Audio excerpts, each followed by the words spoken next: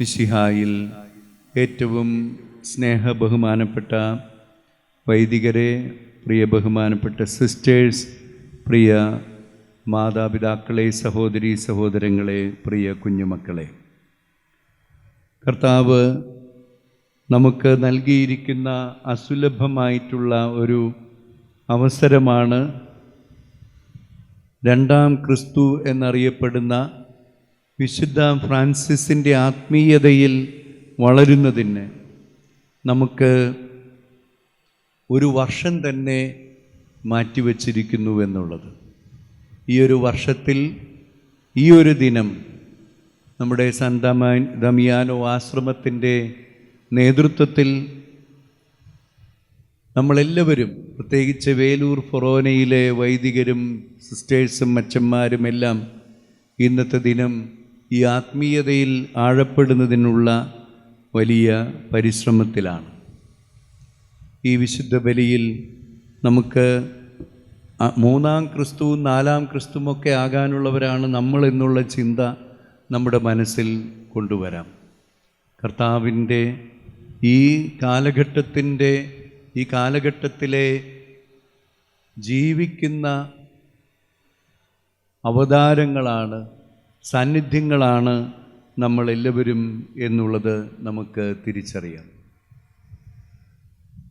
ഈ ഒരു വർഷം ആചരിക്കുന്നതിൻ്റെ കാരണം നമുക്കെല്ലാവർക്കും അറിയാം. വിശുദ്ധ ഫ്രാൻസിസ് അസീസിയുടെ മരണത്തിൻ്റെ 800-ാം വാർഷികം ആഘോഷിക്കുന്ന സമയമാണിത്. 8 നൂറ്റാണ്ടുകൾക്ക് ശേഷം വിശുദ്ധ ഫ്രാൻസിസിനെ അടക്കം ചെയ്ത ആ പേടകം തുറക്കപ്പെടുകയും പൊതു വണക്കത്തിന് വയ്ക്കപ്പെടുകയും ചെയ്തു. ദൈവത്തിൻ്റെ അനന്തമായ പരിപാലനയിൽ ആ ദിവസങ്ങളിൽ അവിടെ ഉണ്ടാകുവാനും കഴിഞ്ഞ ഫെബ്രുവരി 11-ാം തീയതി വിശുദ്ധ ഫ്രാൻസിസിൻ്റെ ഈ തിരുശേഷിപ്പുകൾ ശേഷിക്കുന്നത് ഇല്ലേ, വിശുദ്ധൻ്റെ ശേഷിപ്പുകൾ അത് കാണുവാനുള്ളൊരു ഭാഗ്യം, വണങ്ങുവാനുള്ളൊരു ഭാഗ്യം എനിക്ക് ലഭിച്ചു. വളരെ ദൈവപരിപാലനം ലഭിച്ചാണ്. ഒരു വർഷത്തിന് മുമ്പൊക്കെ ഓൺലൈനിൽ ബുക്ക് ചെയ്തിട്ടാണ് ഒരു 10 മിനിറ്റിന് വെച്ച് ഇങ്ങനെ എത്രയോ പേരിങ്ങനെ 500ഓളം പേരോ മറ്റോ ഇങ്ങനെ കടന്നുപോയി. 300ഓളം പേര് ഓരോ 10 മിനിറ്റിലും ഇങ്ങനെ കടന്നു പോവുകയാണ്. ഞാനൊരു ഓൺലൈനിലും ബുക്ക് ചെയ്തിട്ടുണ്ടായിരുന്നില്ല. പക്ഷേ ഒരാൾക്ക് വരാൻ പറ്റാതെ വന്നപ്പോൾ ആ സ്ഥാനത്തിൽ അതിൽ പങ്കെടുക്കാനായിട്ട് എനിക്ക് സാധിച്ചു. മുടങ്ങിയത് ഒരു കന്യാസ്ത്രീയാണ്. അപ്പോൾ സിസ്റ്ററിൻ്റെ സ്ഥാനത്താണ് ഞാൻ മെത്രാൻ. ആ സിസ്റ്റർമാരുടെ കൂട്ടത്തിൽ ഞാനും കൂടെ അങ്ങ് കയറിപ്പോയത്. അതൊരു ദൈവകൃപയായിട്ട് ഞാൻ കാണുകയാണ്. ഞാൻ മെത്രാനായിരുന്ന സമയം മുതൽ പ്രത്യേകിച്ചും ഫ്രാൻസിസിൻ്റെ മാധ്യസ്ഥ്യം അപേക്ഷിക്കുന്നതിന് സമയം കണ്ടെത്താറുണ്ട്. ഇറ്റലിയിൽ പോകുന്ന അവസരങ്ങളിൽ വളരെ കുറച്ച് അവസരങ്ങളിൽ ഒഴികെ മിക്കപ്പോഴും 2 ദിവസമെങ്കിലും അസീസിയിൽ ചിലവഴിക്കാറുണ്ട്. അവിടെ എനിക്ക് താമസിക്കാൻ എൻ്റെ ഒരു ക്ലാസ്മേറ്റ് അംഗമായിട്ടൊരു സന്യാസ സമൂഹമുണ്ട്. 1ലും 2ലുമാണ് ഒരുമിച്ച് പഠിച്ചിരിക്കുന്നത്. പക്ഷെ ആ ക്ലാസ്മേറ്റ് സിസ്റ്റർ എനിക്ക് താമസിക്കാനുള്ള സ്ഥലമൊക്കെ അറേഞ്ച് ചെയ്തു തരും. അങ്ങനെ ഞാൻ അവിടെ പോകും. ഫ്രാൻസിസിൻ്റെ കബറിടം സ്ഥിതി ചെയ്യുന്ന ആ ബസിലിക്കയേക്കാൾ ഞാൻ പോയി പ്രാർത്ഥിക്കാറുള്ളത് ഫ്രാൻസിസ് പ്രാർത്ഥിച്ചിരുന്ന കാർച്ചറി എന്ന് പറയുന്നിടത്താണ്. ഒരു നല്ല സുന്ദരമായ മനോഹരമായ ദൈവത്തിൻ്റെ സൃഷ്ടിയെ ഏറ്റവും മനോഹരമായിട്ട് നമുക്ക് അനുഭവിച്ചറിയാവുന്ന പ്രകൃതി രമണീയമായ ഒരു സ്ഥലം. ഇതൊക്കെ പറയുമ്പോൾ എനിക്ക് ടെൻഷനാണ്. കാരണം ഫ്രാൻസിസ്കൻ ആത്മീയതയുടെ ശക്തരായ പണ്ഡിതന്മാരൊക്കെയാണ് എൻ്റെ മുമ്പിലിരിക്കുന്നത്. ഞാൻ മനസ്സിലാക്കിയിരിക്കുന്നത് സൂര്യകീർത്തനം അവിടെ വെച്ചിട്ടാണ് എഴുതപ്പെട്ടതെന്നാണ്. എന്തു തന്നെയായാലും അവിടെ ഒരു കാര്യമുണ്ട്, എത്രയൊക്കെ ബസിലിക്കായിൽ ഒത്തിരി ബഹളമാണ് പലപ്പോഴും. എന്നാൽ കാർച്ചറി എത്ര ബഹളം വെച്ച് നമ്മൾ ചെന്നാലും നമ്മളറിയാതെ ശാന്തരായി പോകും. മാത്രമല്ല, നമ്മൾ കുറച്ച് കഴിയുമ്പോൾ ആത്മീയമായ ഒരു അനുഭൂതിയിലേക്ക് കടക്കുകയും ചെയ്യും. ഫ്രാൻസിസും തൻ്റെ ആദ്യ ശിഷ്യന്മാരും പ്രാർത്ഥിച്ചിരുന്ന കൊച്ചു കൊച്ചു ഗുഹകൾ അവിടെ ഉണ്ട്. അതിൽ മാസിമോയുടെ ഗുഹയിലാണ് ഞാൻ എല്ലാ പ്രാവശ്യവും പോയിരിക്കുന്നത്. അതെനിക്കൊത്തിരി അനുഭവം നൽകുന്നത് കൊണ്ട് അവിടെ ഇരുന്നാൽ പിന്നെ ഈ ലോകത്തിലെ ഒന്നിനെക്കുറിച്ചും നമുക്ക് ചിന്തിക്കാൻ സാധിക്കുകയില്ല. അവിടെ ഒരു കുത്തനെയുള്ളൊരു ഗർത്തത്തിൻ്റെ സൈഡിലുള്ളൊരു ഗുഹയാണ്. അവിടേക്ക് നമ്മൾ ഇറങ്ങിച്ചെന്ന് കഴിയുമ്പോൾ നമ്മുടെ മുമ്പിൽ ഉള്ളത് തൊട്ടപ്പുറയുള്ള ആ ഒരു ചെരുവിൻ്റെ മരങ്ങളും അതിൽ നിന്നുള്ള വള്ളികളും മാത്രമാണ്. ഞാനിതൊക്കെ പറഞ്ഞത് ഒരുപക്ഷെ വിശുദ്ധ ഫ്രാൻസിസ് ലോകത്തിൽ നിന്ന് ഓടിയൊളിച്ച ഒരു വ്യക്തി അല്ലെന്നാണ് എനിക്ക് തോന്നുന്നത്. വിശുദ്ധ ഫ്രാൻസിസിൻ്റെ ആത്മീയത ലോകത്തിൽ നിന്നുള്ള ഒളിച്ചോട്ടമല്ല. ഈ ലോകത്തിൽ ജീവിച്ചുകൊണ്ട്, ഈ ലോകത്തിൻ്റെ സൗന്ദര്യം ആസ്വദിച്ചുകൊണ്ട് ആത്മീയമായ ഒരു വലിയ ഉണർവിലേക്ക് കടന്നു വന്ന വിശുദ്ധനാണ് വിശുദ്ധ ഫ്രാൻസിസ് അസീസി. വിശുദ്ധ ഫ്രാൻസിസിൻ്റെ മാനസാന്തരത്തിന് മുമ്പും വിശുദ്ധ ഫ്രാൻസിസ് ലോകത്തെ ഒത്തിരിയേറെ സ്നേഹിച്ചിരുന്നു. ഈ ലോകവും ഈ ലോകത്തിൻ്റെ സന്തോഷങ്ങളും സുഖങ്ങളും സൗഭാഗ്യങ്ങളുമൊക്കെ അതിൽ അഭിരമിച്ച് ജീവിച്ചിരുന്ന ഒരു ഫ്രാൻസിസ് അതിന് എന്തുമാത്രം ജീവിതം ആസ്വദിക്കാമോ അതിന് മാത്രമുള്ള എല്ലാ സൗകര്യങ്ങളും സാഹചര്യങ്ങളും ഫ്രാൻസിസിനുണ്ടായിരുന്നു. സമ്പത്ത് കൊണ്ടും മറ്റേ എല്ലാവിധ സൗന്ദര്യം കൊണ്ടും ഒക്കെ എല്ലാ കഴിവുകളും ഉണ്ടായിരുന്നു. അനേകം സുഹൃത്തുക്കളെ ആകർഷിക്കാനും അവരൊരുമിച്ച് ഡാൻസും പാട്ടും കൂത്തുമൊക്കെ ആയിട്ട് നടന്നിരുന്ന ഒരു ഫ്രാൻസിസിൻ്റെ യുവത്വമുണ്ട്. അന്നും ഫ്രാൻസിസ് ഈ ലോകത്തെ സ്നേഹിക്കുക തന്നെയായിരുന്നു. എന്നാൽ ഫ്രാൻസിസ് തന്നെ പറയുന്നത് പോലെ, ഞാൻ അനേകം പേരെ എൻ്റെ ഈ ജീവിതശൈലിയിലേക്ക് ആകർഷിച്ചു, ഞാൻ പാപം ചെയ്യുകയായിരുന്നു. ഈ ലോകത്തിൻ്റെ സന്തോഷങ്ങളെയെല്ലാം ഫ്രാൻസിസ് കണ്ടത് അതൊക്കെ എനിക്ക് ഉപയോഗിക്കാനുള്ളതാണ്, എൻ്റെ ആവശ്യത്തിന് വേണ്ടി, എൻ്റെ സുഖത്തിന് വേണ്ടിയാണ് ദൈവം ഈ ലോകം സൃഷ്ടിച്ചിരിക്കുന്നത്. എൻ്റെ സുഖത്തിന് വേണ്ടിയാണ് ഈ സൗന്ദര്യം ഈ ലോകത്തിൽ നൽകിയിരിക്കുന്നത്. എനിക്ക് ആസ്വദിക്കാൻ വേണ്ടിയാണ് ഈ ലോകത്തിലുള്ള സകല സൃഷ്ടികളും മാത്രമല്ല മനുഷ്യരും അങ്ങനെ തന്നെയാണ് എന്ന് ചിന്തിക്കുന്ന ഒരു പൂർവ്വകാലം. പക്ഷെ നമ്മുടെയൊക്കെ ജീവിതത്തിൽ ഈ ലോകത്തിൽ നിന്നുള്ള ഒളിച്ചോട്ടം പലപ്പോഴും ഈ ലോകത്തിലെ പാപങ്ങളിൽ നിന്നൊക്കെ മാറാനാണ്. പക്ഷേ ഈ ലോകത്തെ സ്നേഹിക്കാൻ തുടങ്ങിയാലോ, പിന്നെ സ്നേഹിക്കുന്നത് മുഴുവൻ എൻ്റെ ആവശ്യങ്ങൾക്ക് വേണ്ടിയാണ്, എൻ്റെ താല്പര്യത്തിന് വേണ്ടിയാണ്. ഞാനിവിടെ വരുമ്പോൾ ക്രിസ്ത്യച്ചൻ പ്ലാസ്റ്റിക്കിൻ്റെ കാര്യമൊക്കെ പറയുന്നത് കേട്ടു. ഞാൻ മുഴുവൻ കേട്ടിട്ടില്ലാത്തതുകൊണ്ട് എനിക്ക് അറിഞ്ഞുകൂടാ. ഈ ലോകത്തെ നമ്മളിങ്ങനെ ചൂഷണം ചെയ്തുകൊണ്ടിരിക്കുകയാണ്. ഈ ലോകം ദൈവത്തിൻ്റെ ഈ സൃഷ്ടിയെ എൻ്റെ സുഖത്തിനും സന്തോഷത്തിനും വേണ്ടി ഉപയോഗിക്കുകയാണ്. നമ്മൾ ക്രൈസ്തവരാണ് ഒരുപക്ഷെ ഏറ്റവും കൂടുതൽ ഇന്ന് കേരളത്തിൽ വളരെയേറെ ഉപഭോഗ സംസ്കാരത്തിൻ്റെ ഭാഗമായിക്കൊണ്ടിരിക്കുന്നത്. വസ്തുക്കൾ മാത്രമല്ല, വ്യക്തികളെയും ഉപയോഗിച്ച് അങ്ങനെ തള്ളിക്കളയുന്ന, നമ്മുടെ ആവശ്യങ്ങൾക്ക് വേണ്ടി ഉപയോഗിക്കുന്ന ഒരു സംസ്കാരം നമ്മുടെ ഇടയിലൊക്കെ വളർന്നു വരികയാണ്. ഇവിടെ ഫ്രാൻസിസിൽ വന്നിരിക്കുന്ന ഒരു മാറ്റം, മാനസാന്തരത്തിന് ശേഷമുള്ള ഫ്രാൻസിസും ഈ ലോകത്തെ സ്നേഹിച്ചു, ഈ ലോകത്തിലെ സൗന്ദര്യത്തെ സ്നേഹിച്ചു, ഈ ലോകത്തിലെ സന്തോഷങ്ങൾ ഫ്രാൻസിസ് അനുഭവിച്ചു. പക്ഷേ അവയെല്ലാം ദൈവത്തിൻ്റെ സാന്നിധ്യമാണ് എന്ന് തിരിച്ചറിഞ്ഞുകൊണ്ടുള്ള ഒരു ജീവിതമായിരുന്നു ഫ്രാൻസിസിൻ്റേത്.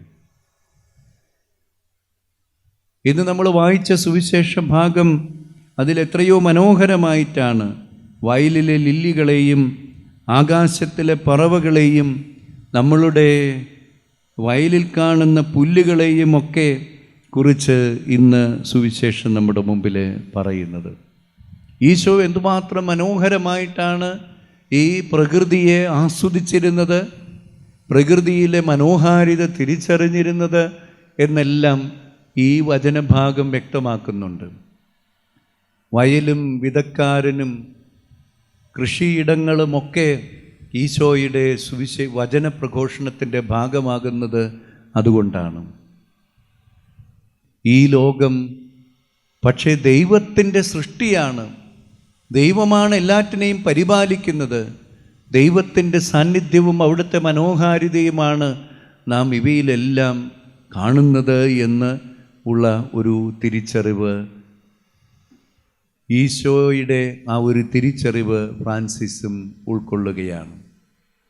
അങ്ങനെ വരുമ്പോൾ ഈ ലോകത്തെയും ഈ ലോകത്തിലുള്ള സകല സൃഷ്ടവസ്തുക്കളെയും മാത്രമല്ല, ദൈവം തൻ്റെ ഛായയിലും സാദൃശ്യത്തിലും സൃഷ്ടിച്ചിരിക്കുന്ന ഓരോ മനുഷ്യനിലും ദൈവത്തിൻ്റെ വലിയ സ്നേഹം ആസ്വദിച്ച് അനുഭവിക്കുവാനായിട്ട് ഫ്രാൻസിസിന് സാധിച്ചു.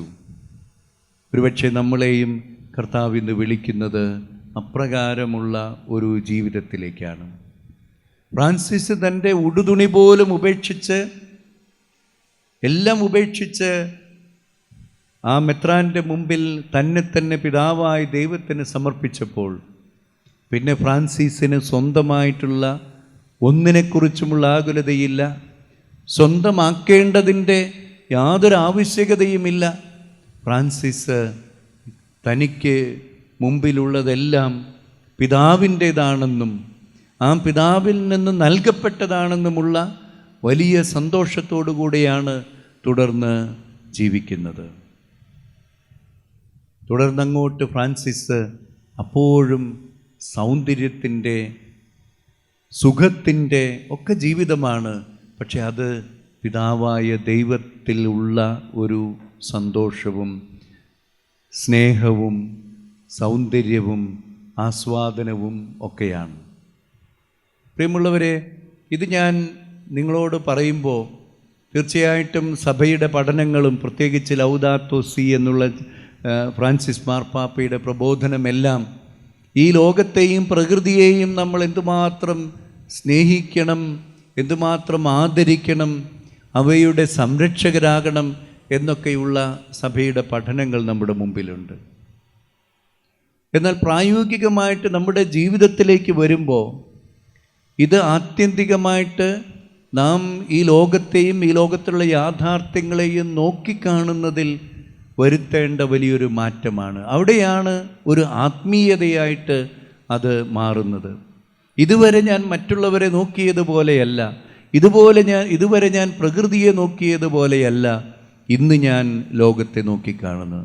എല്ലായിടത്തും ദൈവത്തിൻ്റെ സാന്നിധ്യവും അവിടുത്തെ കൃപയുടെ സമൃദ്ധിയും തിരിച്ചറിഞ്ഞുകൊണ്ടുള്ള ഒരു ജീവിതമാണ് അവിടുന്ന് നമ്മിൽ നിന്ന് ആഗ്രഹിക്കുന്നത്. നമ്മുടെ ജീവിതത്തെ മുന്നോട്ട് നയിക്കുന്നത്, നമ്മുടെ പ്രാർത്ഥനകളെ നയിക്കുന്നതൊക്കെ നമ്മുടെ ജീവിതത്തിൽ നമ്മൾ കണ്ടിരിക്കുന്ന സ്വപ്നങ്ങളും നാം ഇട്ടിരിക്കുന്ന പദ്ധതികളുമൊക്കെയാണ്. ഏതാണ്ട് ഞാൻ തന്നെയാണ് എൻ്റെ ജീവിതത്തെ കെട്ടിപ്പടുക്കുന്നത്, എൻ്റെ പദ്ധതികൾക്കാണ് ഞാനും എൻ്റെ കുടുംബവും എൻ്റെ ചുറ്റുമുള്ള ലോകവും കറങ്ങേണ്ടത് എന്ന് ചിന്തിക്കുന്ന ഒരു സ്വാർത്ഥതയുടെ മനോഭാവം അത് പാപകരമാണ് എന്ന് സഭയും ദൈവവചനവും നമ്മെ ഓർമ്മിപ്പിക്കുന്നുണ്ട്. അതുകൊണ്ടല്ലേ ഫ്രാൻസിസ് മാർപ്പാപ്പ ഈ ലൗദാത്തോ സി എന്ന ചാക്രിക ലേഖനത്തിൽ നമ്മൾ കുമ്പസാരിക്കുമ്പോൾ ഏറ്റുപറയുന്ന പാപങ്ങളെക്കുറിച്ച് സംസാരിക്കുന്നിടത്ത് ദൈവത്തോടും മനുഷ്യനോടും പ്രകൃതിയോടും ഞാൻ ചെയ്തിട്ടുള്ള പാപങ്ങൾ ഏറ്റുപറയണമെന്നാണ്. എവിടെയൊക്കെ ഈ സ്വാർത്ഥതയുടെ നിയന്ത്രണത്തിൽ, എൻ്റെ താല്പര്യങ്ങളുടെ നിയന്ത്രണത്തിൽ വെച്ച് ഞാൻ ഈ പ്രകൃതിയെയും മനുഷ്യനെയും ദൈവത്തെ തന്നെയും നോക്കിക്കാണുന്നെങ്കിൽ അവിടെയൊക്കെ നാം പുനർപരിശോധിക്കേണ്ടതുണ്ട്. ആത്മീയത, നമ്മുടെ പ്രാർത്ഥന പോലും ഈ ഭൗതികമായിട്ടുള്ള ലൗകികമായിട്ടുള്ള ലക്ഷ്യങ്ങൾക്ക് വേണ്ടിയാകുമ്പോൾ അത് പാപകരമാണ് എന്ന് ബെനഡിക്റ്റ് മാർപ്പാപ്പ നമ്മെ പഠിപ്പിക്കുന്നുണ്ട്. അദ്ദേഹം ഉപയോഗിച്ച വാക്ക് വീണ്ടും ഫ്രാൻസിസ് മാർപ്പാപ്പയും ആവർത്തിക്കുന്നുണ്ട്. സ്പിരിച്വൽ വേൾഡ്ലിനെസ് എന്നാണ് അദ്ദേഹം പറയുന്നത്. ഒരു ആത്മീയ ലൗകികത. അതെന്താണ് ഈ ആത്മീയ ലൗകികത? ഞാൻ ആത്മീയ മനുഷ്യനാണ്, ആത്മീയമായ കാര്യങ്ങളിലൊക്കെ ഒത്തിരിയേറെ സമയം ചിലവഴിക്കുന്നുണ്ട്. പക്ഷെ അതിലൂടെയൊക്കെ ലൗകികമായ ഈ ലോകത്തിൻ്റെതായ നേട്ടങ്ങൾ കൈവരിക്കുന്നതിന് വേണ്ടിയാണ് ഞാൻ പരിശ്രമിക്കുന്നതെങ്കിൽ അത് എന്നിലെ സ്വാർത്ഥതയാണ്. എൻ്റെ ആത്മീയത പിതാവായ ദൈവത്തിൻ്റെ മുമ്പിൽ ദൈവമക്കൾക്കടുത്ത സ്വാതന്ത്ര്യത്തോടുകൂടെ ഏറ്റവും ദൈവത്തിൽ ആശ്രയിച്ചുകൊണ്ട് നിലനിൽക്കുക, ആയിരിക്കുക, സന്തോഷം കണ്ടെത്തുക എന്നുള്ളതാണ്. ഞാൻ മനുഷ്യരെയും ലോകത്തെയും നോക്കിക്കാണുന്നത് ഇതേ ദൈവിക പദ്ധതിയിൽ, ദൈവത്തിൻ്റെ സാന്നിധ്യത്തിലാണ്. അങ്ങനെയുള്ള ഒരു തുറന്ന വിശാലമായൊരു ആത്മീയതയിലേക്ക് കർത്താവ് നമ്മെ ക്ഷണിക്കുന്നുണ്ട്. അങ്ങനെ വരുമ്പോൾ ഈ ഒരു ആത്മീയതയാണ് ഫ്രാൻസിസിനെ വിശ്വസാഹോദര്യത്തിലേക്ക് നയിക്കുന്നത്. എല്ലാവരും സഹോദരരാണ് എന്ന് ഓർമ്മിപ്പിക്കുന്നത്. ഫ്രത്തില്ലി തൂത്തി, എല്ലാവരും സഹോദരർ. അത് ക്രൈസ്തവനായാലും മുസ്ലിമായാലും ഹിന്ദുവായാലും എല്ലാ മനുഷ്യരും ദൈവത്തിൻ്റെ ഛായയിലും സാദൃശ്യത്തിലും സൃഷ്ടിക്കപ്പെട്ടവരാണ് എന്ന് ഉൽപ്പത്തി പുസ്തകത്തിൻ്റെ ആരംഭത്തിൽ തന്നെ സൃഷ്ടി വിവരണത്തിൽ നമ്മളെ കർത്താവ് ഓർമ്മിപ്പിക്കുന്നുണ്ട്. അങ്ങനെയെങ്കിൽ നമ്മളെല്ലാവരും ഒരേ പിതാവിൻ്റെ മക്കളും, എല്ലാവരും പരസ്പരം സഹോദരങ്ങളുമാണ് എന്നുള്ള ഒരു ഓർമ്മപ്പെടുത്തലാണ്. ഈ സാഹോദര്യത്തിൻ്റെ ഒരു അനുഭവം, അതാണ് സുവിശേഷം മുഴുവൻ നമ്മൾ കണ്ടുമുട്ടുന്നത്. ഈശോ തൻ്റെ സഭ സ്ഥാപിച്ചത് ഏതെങ്കിലും ഒരു പുസ്തകം എഴുതിയിട്ടല്ല, ഏതെങ്കിലും ഒരു ശിഷ്യന് രഹസ്യമായിട്ട് തൻ്റെ ചിന്തകൾ പകർന്നു കൊടുത്തിട്ടല്ല, മറിച്ച് അവിടുന്ന് തൻ്റെ ദൈവരാജ്യം സ്ഥാപിച്ചത് സാഹോദര്യത്തിലാണ്. അപ്പസ്തോലന്മാരാകുന്ന ആ ഒരു കൂട്ടായ്മയിൽ, 72 ശിഷ്യന്മാരാകുന്ന അതിനേക്കാൾ വിശാലമായിട്ടുള്ള കൂട്ടായ്മയിൽ, ചെറുതും വലുതുമായിട്ടുള്ള ഈ സാഹോദര്യത്തിൻ്റെ ആ അന്തരീക്ഷത്തിലാണ് കർത്താവിൻ്റെ സുവിശേഷവും അവിടുത്തെ ദൈവരാജ്യവും പ്രഘോഷിക്കപ്പെട്ടിരിക്കുന്നത്. അങ്ങനെയെങ്കിൽ ഈ ഫ്രാൻസിസിൻ്റെ ആത്മീയതയും ക്രിസ്തുവിൻ്റെ ആത്മീയതയിൽ നിന്ന് ഉളവായിട്ടുള്ള ഈ ഫ്രാൻസിസിൻ്റെ ആത്മീയത നമ്മെ ക്ഷണിക്കുന്നത് ഈശോയുടെ ഈ വലിയ സാഹോദര്യമാണ് സഭയെന്ന് തിരിച്ചറിയുവാൻ, ദൈവരാജ്യമെന്ന് മനസ്സിലാക്കുവാൻ, അങ്ങനെയുള്ളൊരു സാഹോദര്യത്തിൻ്റെ സന്തോഷം അനുഭവിക്കുന്നവരായിട്ട് തീരുവാൻ കർത്താവ് നമ്മെ ക്ഷണിക്കുന്നുണ്ട്. ഉയർപ്പിൻ്റെ ആ ഒരു അരൂപിയിലാണല്ലോ നമ്മൾ ആരാധനക്രമത്തിൽ മുന്നോട്ട് പോകുന്നത്.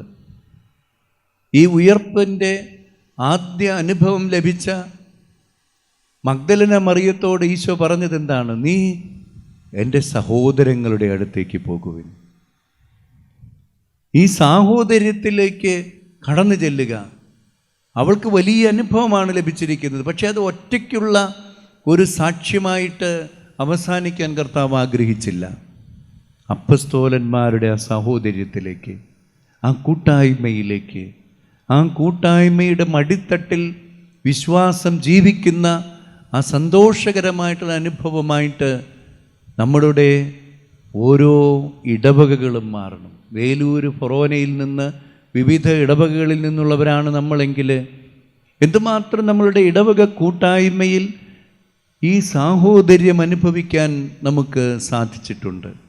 കുടുംബ കൂട്ടായ്മയിലേക്ക് പോകുന്നത് ആരുടെയെങ്കിലും നിർബന്ധം മൂലമാണോ, അതോ ഈശോയുടെ ഈ സാഹോദര്യം, ആ പിതാവിൻ്റെ പുത്രരായിട്ട് കർത്താവ് തിരഞ്ഞെടുത്ത മക്കൾ ഒരുമിച്ച് ചേരുന്നൊരു സാഹോദര്യം, അത് അനുഭവിച്ചറിയാൻ വേണ്ടി ഞാൻ പോകുന്നു. ഓരോ വിശുദ്ധ കുർബാനയിൽ ഞാൻ പങ്കെടുക്കുമ്പോഴും അവിടെ അർപ്പിക്കപ്പെടുന്ന അപ്പത്തിനോടും വീഞ്ഞിനോടും ചേർന്ന് ഞാനും ക്രിസ്തുവിൻ്റെ ശരീരമായി തീരുന്നു. എങ്കിൽ ഈ കൂടെ എൻ്റെ ഇടത്തും വലത്തും നിൽക്കുന്ന എല്ലാവരും എൻ്റെ സഹോദരങ്ങളാണ്, എൻ്റെ ശരീരം തന്നെയാണ് എന്ന് കർത്താവ് ഓർമ്മപ്പെടുത്തുകയാണ്. ഗലാത്യ ലേഖനം പറയുന്നത് പോലെ ഒരേ ശരീരത്തിൽ നിന്ന് ഭക്ഷിക്കുകയും ഒരേ രക്തത്തിൽ നിന്ന് പാനം ചെയ്യുകയും ചെയ്യുന്ന നമ്മളെല്ലാവരും അവനിൽ ഒന്നാണ്. ഈ ഒരു സാഹോദര്യത്തിൻ്റെ ഏറ്റവും റാഡിക്കലായിട്ട് ജീവിക്കുന്നൊരു അനുഭവമായിരിക്കണം നമ്മളുടെ ഓരോ ഇടവക കൂട്ടായ്മകളും, ഓരോ ഒത്തുചേരലുകളും അപ്രകാരമുള്ള അനുഭവത്തിലേക്ക് കടന്നു വരണം. അപ്പോഴാണ് സഭ അത് ദൈവരാജ്യം ഇങ്ങനെ ഘനീഭവിച്ച അവിടുത്തെ വലിയ സ്നേഹവും സാഹോദര്യവും ഏറ്റവും ആഴത്തിൽ ഈ ലോകം മുഴുവൻ തിരിച്ചറിയുന്ന ഇടമായിട്ട് തീരുക. ഞാനിത് പറയുമ്പോൾ പലരും ചിന്തിക്കും, ഇതൊക്കെ സാധിക്കുമോ, ഇതൊക്കെ എങ്ങനെയാണ് പറ്റുന്നത് എന്നൊക്കെ ചിന്തിക്കുന്നുണ്ടാകും. അവിടെ സഭ നമുക്ക് നൽകുന്ന മാതൃകയാണ് സന്യാസ സമൂഹങ്ങൾ. ഞങ്ങൾ ഈ ലോകത്തിൽ ജീവിക്കുന്നവർ, ഞാൻ ഉൾപ്പെടെ, എന്നെ വിളിക്കുന്നത് സെക്യുലർ പ്രീസ്റ്റ് എന്നാണ്, ലൗകികരായ വൈദികരാണ്. ഞങ്ങളൊക്കെ ഇങ്ങനെ ഈ ലോകത്തിൽ ഞങ്ങൾ എങ്ങനെ ഈ സാഹോദര്യത്തിൽ ജീവിക്കണം എന്ന് ചിന്തിക്കുമ്പോൾ ഞങ്ങൾക്ക് എത്തി നോക്കാനുള്ള ഇടമാണ് സന്യാസ സാഹോദര്യം. ആ സന്യാസ സാഹോദര്യം ഫ്രാൻസിസ് അസീസിയുടെ ചൈതന്യത്തിൽ ജീവിക്കുന്ന ഒരാശ്രമത്തിൻ്റെ തണലിലാണ് നമ്മളിപ്പോൾ നിൽക്കുന്നത്. ഈ ഫ്രാൻസിസ്കൻ ആത്മീയത പിന്തുടരുന്ന ഒത്തിരിയേറെ സന്യാസ സമൂഹങ്ങൾ നമ്മുടെ ചുറ്റുമുണ്ട്.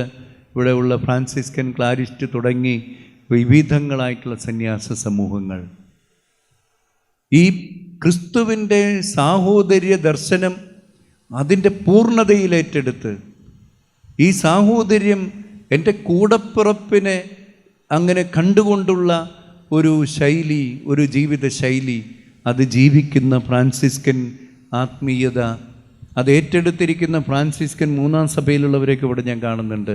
ഫ്രാൻസിസ്കൻ അൽമായ മുന്നേറ്റങ്ങൾ എല്ലാവരും ഇത് നമ്മെ ഓർമ്മപ്പെടുത്തുകയാണ്. പരസ്പരം സഹോദരരെന്ന് നമ്മൾ വിളിക്കുന്നു. കാരണം യേശു ക്രിസ്തുവിൽ നാം എല്ലാവരും സഹോദരരാണ്. ഈ സാഹോദര്യത്തിൻ്റെ ആ ഒരു സുഖം അനുഭവിക്കാൻ നമുക്ക് സാധിക്കട്ടെ. വിശുദ്ധ ചാവറ പിതാവ് ഈ സഹോദരൻ എന്നതിനേക്കാൾ അദ്ദേഹത്തിൻ്റെ ഗ്രന്ഥങ്ങളിലൊക്കെ വിളിക്കുന്നത് കൂടപ്പിറപ്പുകൾ എന്നാണ്. വാസ്തവത്തിൽ സഹോദരൻ എന്ന വാക്ക് തന്നെയാണ്. എന്താണ് സഹോദരൻ? ഒരു ഉദരത്തിൽ പിറന്നവർ. ഞാനും എൻ്റെ പെങ്ങളും ഒരേ ഉദരത്തിൽ, എൻ്റെ അമ്മയുടെ ഉദരത്തിൽ പിറന്നതാണ്. അതിന് താഴെ 3 പേര് വേറെയും. കൂടപ്പിറപ്പ്, കൂടെ പിറന്നവർ. ഈ ഒരു അനുഭവം കർത്താവിൻ്റെ ഈ സ്നേഹം അനുഭവിച്ചറിഞ്ഞിട്ടുള്ള നമ്മിലെല്ലാവരിലും ഉണ്ടാകണമെന്ന് ഒരുപക്ഷെ ഫ്രാൻസിസ് ആ ആത്മീയത ഈ ലോകത്തെയും പ്രകൃതിയെയും മുഴുവൻ ദർശിക്കുന്നതിലേക്ക് അത്രമാത്രം ആഴപ്പെടുത്തി എന്നുള്ളതാണ് ഫ്രാൻസിസിൽ നമ്മൾ കാണുന്നത്. സഹോദരൻ സൂര്യനും അല്ലേ, സഹോദരി ചന്ദ്രൻ അല്ലേ, അങ്ങനെ ഈ പ്രകൃതിയിലുള്ള എല്ലാറ്റിനെയും സഹോദരനായിട്ട് കാണാൻ ഫ്രാൻസിസിന് സാധിച്ചത് ഇതിനെല്ലാറ്റിനെയും പൊതിഞ്ഞു നിൽക്കുന്ന വലിയ പിതാവിൻ്റെ സ്നേഹത്തിൻ്റെ ആ നിറവാണ്, സ്നേഹത്തിൻ്റെ സ്ഫുരണമാണ്. ത്രിത്വൈക ആത്മീയതയുടെ മറ്റൊരു തലമായിട്ട് ഇതിനെ കാണാൻ നമുക്ക് സാധിക്കും. പിതാവും പുത്രനും പരിശുദ്ധാത്മാവും സ്വയം സമർപ്പിച്ചുകൊണ്ട് നടത്തിയ വലിയ സ്നേഹസമർപ്പണത്തിൻ്റെ ആ സ്നേഹത്തിന് അതിൽ തന്നെ ഒതുങ്ങിക്കൂടാൻ പറ്റാതെ വന്നപ്പോൾ അതിങ്ങനെ പൊട്ടിത്തെറിച്ചതാണ് ഈ സൃഷ്ടികർമ്മത്തിൽ നാം കണ്ടുമുട്ടുന്നതെല്ലാം. അതുകൊണ്ട് ഈ പ്രകൃതിയിലുള്ള എല്ലാറ്റിലും ഈ ത്രിയേക ദൈവത്തിൻ്റെ വലിയ സ്നേഹം നമ്മൾ തിരിച്ചറിയുകയാണ്. ദൈവം സ്നേഹമാകുന്നു എന്ന വിശുദ്ധ യോഹന്നാൻ ശ്ലീഹ തൻ്റെ സുവിശേഷത്തിലും ലേഖനങ്ങളിലും നൽകുന്ന ഏറ്റവും ചെറിയ ഈ നിർവചനം, അത് ഈ ലോകത്തെ മുഴുവൻ, ഈ പ്രകൃതിയെ മുഴുവൻ, ഇവിടെ ആയിരിക്കുന്ന നമ്മെ എല്ലാവരെയും ഉൾക്കൊള്ളുന്ന ദൈവത്തിൻ്റെ വലിയ സ്നേഹത്തെക്കുറിച്ചുള്ള ഏറ്റവും ചെറിയ വാക്കാണ്. ഈ സ്നേഹം പങ്കുവയ്ക്കാൻ, ഈ സ്നേഹം എല്ലായിടത്തും ജീവിക്കാൻ കർത്താവ് നമ്മെ അനുഗ്രഹിക്കട്ടെ. ഈ ഉദരം ഏതാണപ്പോൾ? ഒരേ അമ്മയുടെ ഉദരത്തിൽ. അത് സഭാപിതാക്കന്മാർ നമ്മെ ഓർമ്മപ്പെടുത്തുന്നത്, വിശുദ്ധ അഗസ്റ്റിനടക്കം പഠിപ്പിക്കുന്നത് അത് സഭയാകുന്ന ഉദരമാണ്. കർത്താവ് ശിരസ്സും നാം എല്ലാവരും അവയവങ്ങളായിട്ടുള്ള സഭയുടെ ഉദരത്തിലാണ് നമ്മൾ ഈ യേശു സാഹോദര്യം അതിൻ്റെ ആഴത്തിൽ അനുഭവിച്ചറിയുന്നത്. യൂത്തേരിസ് മാത്രിസ് എക്ലേസിയെ എന്നാണ് വിശുദ്ധ അഗസ്തീനോസ് അതിനെ വിളിക്കുന്നത്. The womb of the mother, womb of the mother church എന്നുള്ള, നമ്മൾ ജീവിക്കുന്ന, നമ്മൾ പരസ്പരം സ്നേഹം പങ്കുവയ്ക്കുന്ന ഇടം, അത് സഭയുടെ ഉദരമാണ്. അവിടെയാണ് ഫ്രാൻസിസ് കുറച്ച് സമയമെടുത്ത് മനസ്സിലാക്കിയ ഒരു യാഥാർത്ഥ്യം. Francis build my church. Francis വിചാരിച്ചു അവിടെ പൊട്ടിക്കിടക്കുന്ന സാന്താമിയാനോ ഈ ആശ്രമമല്ല, അവിടെ അസീസിയിലെ ആ പള്ളിയാണ് നവീകരിക്കാൻ ദൈവം ആവശ്യപ്പെടുന്നത്. കല്ല് പെറുക്കി വെച്ചവൻ അത് പടുത്തുയർത്തി. അത് കഴിഞ്ഞിട്ടും കൃത്യമായിട്ടുള്ള ഉത്തരം കിട്ടാതെ വന്നപ്പോൾ അടുത്തുള്ള പള്ളികളൊക്കെ നവീകരിക്കാൻ ഫ്രാൻസിസ് ഇറങ്ങി പുറപ്പെട്ടു. അവൻ്റെ ആ ആത്മീയതയിൽ വളർന്നപ്പോൾ അവൻ തിരിച്ചറിഞ്ഞു, കർത്താവ് ആഗ്രഹിക്കുന്നത് സഭയെ നവീകരിക്കുക എന്നുള്ളതാണ്. ഈ സഭയുടെ നവീകരണത്തിനായിട്ട് ഈ രണ്ടാം ക്രിസ്തു ഇറങ്ങിപ്പുറപ്പെടുന്നത് ഒരു പുതിയൊരു സംസ്കാരം സൃഷ്ടിച്ചുകൊണ്ടാണ്. ഈശോയുടെ സ്നേഹത്തിൻ്റെ ആ ഒരു സംസ്കാരം, ആ ഒരു സംസ്കാരത്തിൻ്റെ അതിങ്ങനെ കത്തിപ്പടരുന്ന ഒന്നായിട്ട്, ഈ ലോകത്തിൻ്റെ അതിർത്തികൾ വരെ പടരുന്ന ഒന്നായിട്ട് മാറുകയാണ്. അതിൻ്റെ പിൻതലമുറക്കാരാണ് നമ്മൾ ഓരോരുത്തരും. നമുക്ക് സഭയുടെ ഉദരത്തിൽ സ്നേഹമായിക്കൊണ്ട് സഭയെ നവീകരിക്കാൻ ഉള്ള ആ ഫ്രാൻസിസിൻ്റെ ദൗത്യം ഈ കാലഘട്ടത്തിൽ ഏറ്റെടുക്കാം. സഭയുടെ ഉദരത്തിലായിരുന്നു കൊണ്ട് ഞാൻ ഇങ്ങോട്ട് അൾത്താരയിലേക്ക് കയറുമ്പോൾ ഡേവിഡ് അച്ഛനും കൂടെ ഇടപെട്ട ഒരു സന്യാസ സമൂഹത്തിൻ്റെ ഒരു വിഷയത്തെക്കുറിച്ച് സംസാരിക്കുകയായിരുന്നു.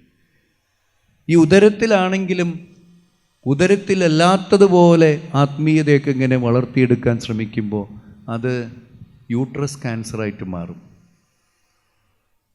അങ്ങനെയുള്ളത് ഒന്നും സംഭവിക്കാൻ ഇടവരുത്തരുത്. കേരളത്തിലെ ആത്മീയ മുന്നേറ്റങ്ങൾക്ക് യാതൊരു ക്ഷാമവുമില്ല. പക്ഷെ ചിലപ്പോഴെങ്കിലും അത് ഈ സഭയുടെ ഉദരത്തിന് പുറത്ത് ഉള്ളതായിട്ട് മാറുകയാണ്. അടുത്തയാഴ്ച നമ്മുടെ തൃശ്ശൂർ ശക്തൻ തമ്പുരാൻ ഗ്രൗണ്ടിൽ വലിയ ഒരു മുന്നേറ്റം മാതാവിൻ്റെ പേരിൽ, പരിശുദ്ധാത്മാവിൻ്റെ പേരിലൊക്കെ നടക്കുന്നുണ്ട്. പരിശുദ്ധ അമ്മയുടെ പേരിലും പരിശുദ്ധാത്മാവിൻ്റെ പേരിലൊക്കെ അല്ലേ എന്ന് വിചാരിച്ച് നമ്മളെല്ലാവരും അവിടെ ഓടിക്കൂടും. പക്ഷെ അത് സഭയ്ക്ക് പുറത്തുള്ള ഒരു പ്രസ്ഥാനമാണ്.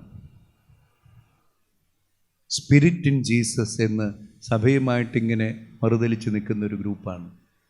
ഇതുപോലെയുള്ള വ്യത്യസ്തങ്ങളായിട്ടുള്ള ആ മൂവ്മെൻറ്റുകളുടെയൊക്കെ പുറകിലേക്ക് നോക്കിയാൽ എവിടെയൊക്കെയോ സ്വാർത്ഥതയുടെ ഒരു എലമെൻ്റ് കാണും.